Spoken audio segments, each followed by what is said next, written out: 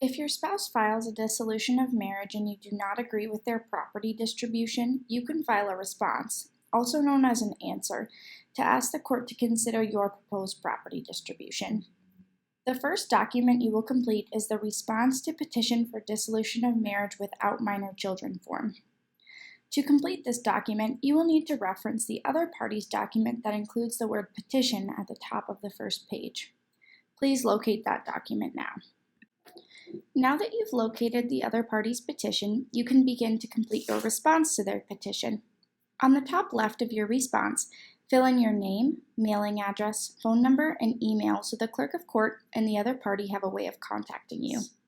Since you are responding to the dissolution of marriage, you are the respondent. Next, determine what court you will file your documents with. Look at the documents that you were served with to find this information. Write in the same judicial district and county of the court on your response. Below the court information, write the names of the petitioner and respondent. The other party is the petitioner. Because you are responding to the court case, write your name in the respondent line. Next, fill in the case number that is written on the other party's petition. Next, go through each of the numbered sections and select Admit if you agree that the information provided by the petitioner for that section is correct, and leave the rest of the section blank. Or select Deny if you disagree with what the petitioner entered for that section, and write in the correct information in the rest of the section. Remember, if you admit or agree with what the petitioner put down for that section, you do not need to complete the rest of the section. Agreeing with the section does not mean that you agree with the other party's proposed property distribution. If the other party's petition does not include numbers or the numbers do not match up to your response form, you can still complete your response. Read through the other party's petition to locate the information that you need to complete each section of your response. If the other party's petition does not include the information that you need to complete the numbered section of your response, you can deny that the information provided by the petitioner is correct and write in the correct information. Now, follow along with the other party's petition and complete each numbered section. In Section 1, select whether or not you admit this court is the right court to have jurisdiction of your divorce. In Section 2, select whether you admit the petitioner's information that they provided about themselves is correct. Only complete information about them, their name, mailing address, etc., if you do not agree with what the petitioner wrote in. In Section 3, select whether you admit the information that the petitioner provided about you is correct.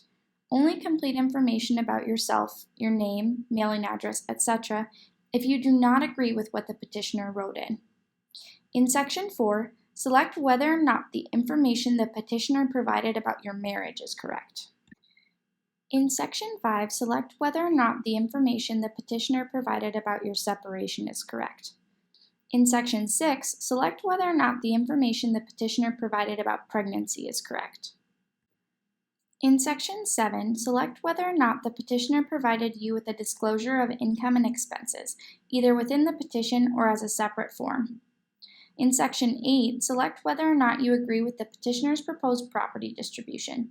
If you do not agree with the petitioner's proposed property distribution, you will need to complete your own proposed property distribution and/or provide the court with a prenuptial agreement. In Section 9, select whether you would like to have your previous name restored or keep your current name. In Section 10, select whether or not you agree with the petitioner's request for maintenance. Maintenance, also known as spousal support or alimony, is to provide help to a spouse who lacks the ability to support themselves. Indicate whether you do not wish to request maintenance, are requesting to pay maintenance. Provide the amount you are asking for or are willing to pay each month, an expiration date for payments, and an indication of what day these payments will be made. In Section 11, write in anything else you would like to include in the petition. At the end of the form, please write in the date, city, state, and sign this document. You have completed your response to a petition for dissolution of marriage without minor children.